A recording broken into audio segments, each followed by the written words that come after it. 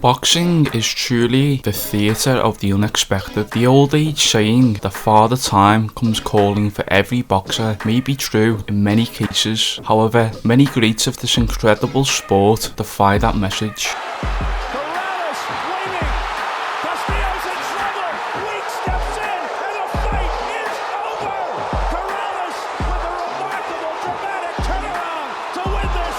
Cornelius Bundrage was the nearly man in the light middleweight division, being best known for many years by his devastating defeat to Powell back in 2005. He's in the red. I should mention the guy in the other. Oh, gee, almost it wasn't a double knockdown. It was a knockdown as Bundrage went down and Powell slipped. And it's ruled no knockdown. Wow. Stand. Oh, a massive left hand by Powell, and Bundrage is out of it. He is out of it. One of the most astounding. It looked like the Zab Judah fight. After a failed attempt in the Contender Series, and now with 4 defeats on his record, many had written Cornelius off, merely seeing the Detroit native as nothing more than a gatekeeper for the up-and-coming prospects of boxing. This would be until Bundrage would pick up the best win in his career when he would upset the odds in Germany, when he would stop the very highly rated 19-0 contender Zherberg Basing Zherov. Official mandatory challenger for the IBF World Championship title from Detroit, Michigan, Cornelius Bundrage.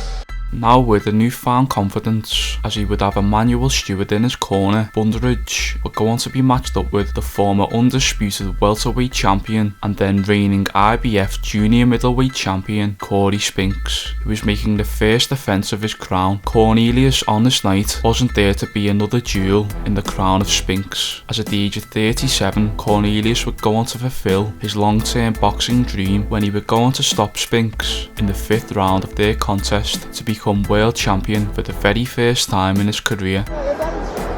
Ladies and gentlemen, this bout has ended. 1 minute, 28 seconds of round number 5. Your IBF junior middleweight champion, Cornelius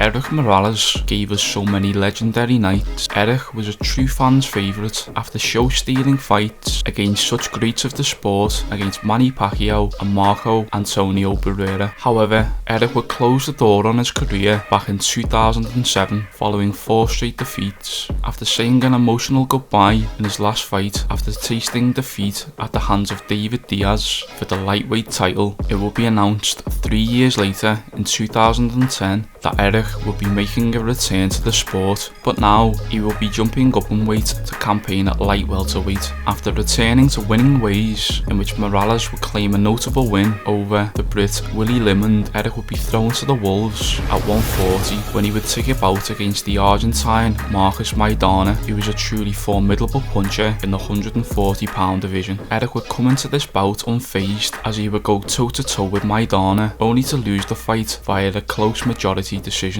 However, on this night, Morales had stolen the show. Following this performance, he would be matched up against the unbeaten Mexican prospect in Pablo Cesar Cano for the WBC super lightweight title. Erik would take the fight straight to Cano, stopping him in the 7th round to become the first Mexican fighter to become a 4-weight world champion. Good right hand by Morales. The blood is flowing now from above Cano's left eye. And suddenly Morales comes alive again. Here we go. We know that Morales can go to this tempo. Can Cano go there? Morales suffered a cut of his own in round 7, and Cano tried to capitalize. Cano is coming on right now with a burst of energy because he sees Morales bleeding, and now Morales is going to step in and try to defend himself. One thing we know for sure, blood won't stop Erik Morales. Hard right hand by Morales. Another right hand from Morales. As Cano's cuts grew worse, Morales seized the moment in round 10. There's a pair of hard right hands. And he senses that he might be able to end the fight here.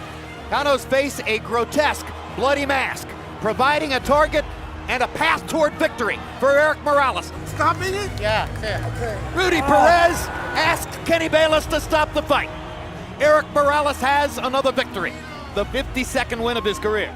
To many who have watched the sport of boxing over the years, there are not many fighters who have displayed the art of defense in boxing better than James "Lights Out" Toney. Toney was once top of many people's pound for pound rankings back in his prime, as Toney beat some of the best middleweights of his era in Michael Nunn, Mike McCallum and Ram Barkley. As Toney climbed through the divisions, his greatness still showed through, as he would capture world titles at both middleweight and super middleweight. But by the end of the late 90s, Toney would have his problems with his weight ballooning up in between fights. This caused him to yo-yo through the weight classes, therefore suffering defeats to fighters such as Drake Thadze and Montel Griffin, fighters who would not have touched him in his prime. So after teaming up with the legendary trainer in Freddie Roach, and with Toney now being all the way up at cruiserweight following a win streak of 11 wins against lower tier opposition, Toney, now at the age of 35,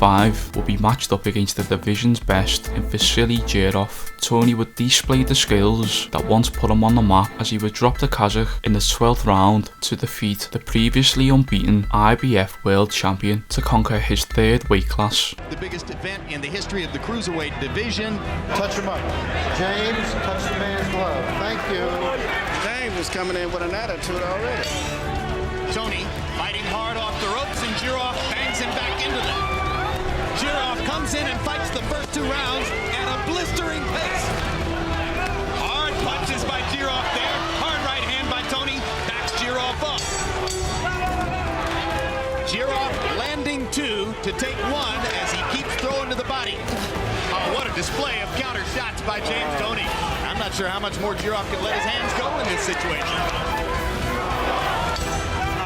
Hey, listen, look, you gotta keep beating on this guy, man. He's running out of gas, you know what I'm saying?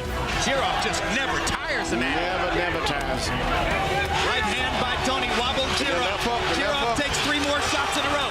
Toney's big opportunity right here. Yes, it is. Big left hook by Toney, and the right hand, and the bell saves Jirov as he wobbles against the rope. Listen, all right? Championship of the world right here, this round, okay? You gotta put this guy on his ass. I'm serious now, okay? Look at this. Oh, my God. He got him with the left hook. Jirov is hurt. Badly hurt. Oh, my God. Look at this. Oh my gosh. Toney. Oh, Got it. that's it. That's it. Got him. It's down. Almost got him. Got him down. Hey. He better do Julio Cesar and run across the ring right away.